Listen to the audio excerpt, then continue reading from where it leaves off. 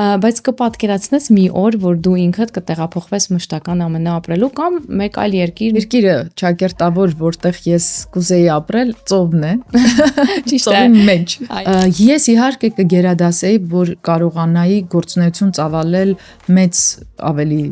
բեմերում ու երևի միջազգային, այն պարզ պատճառով, որ ես կուզեի իմ յանը օգուտ տար։ Այո, եւ ձայնը լսել։ Եվ աշխարհին, եւ մանավանդ իմ Հայաստան աշխարհին։ Մեզ որ զանգում են գրասենյակ, ասում են, ուզում ենք գանք ԱՄՆ, դե մի բան անենք, ասում ենք, ուղղակի դուք պետք է բացատրեք մեզ ինչ մասնակետ եք, որովհետեւ ցավոք, անգամ տուրիստական վիզայի տակ բոլորը մտածում են, որ կարող են գան համերգ տան, նույն ասմունքի երեկո ունենան, չեն հասկանում, որ դա մեծ խախտում է եւ վերջո կարող եք խնդրեմ ունենալ զուտ այստեղի պետության հետ, որովհետեւ աշխատանքի համար պարտավորված ես ունենալու աշխատանքային տվյալ կատեգորիայի վիզա։ Ինչ կուզենայիր դու տեսնել Հայաստանում, որ հիմա պակասում է։ Այստեղ շատ է դուր գալիս որևէ քաղաքացու անկախ ազգությունից օրենքների իմացությունը։ Այո, ճիշտ է։ Ինձ շատ է դա դուր գալիս։ Քեզ չես զգում ստորացած, որովհետև դու գիտես քո իրավունքը։ Այ դա ես շատ կուզենամ Հայաստանում մենք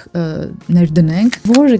տեղ եք ձեզ ավելի լավ զգացել, որ այս լիարժեք հասկացել եք, որ այստեղ ես եմ։ Երկու տեղ կա, որտեղ ես այդպես եմ զգում։ Իսկապես ծովի ջրերի մեջ, աղաջրերի մեջ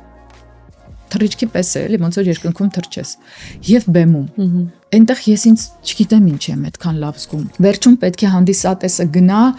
թեթևացած, բեռները ուսերից թողած, մի տեսակ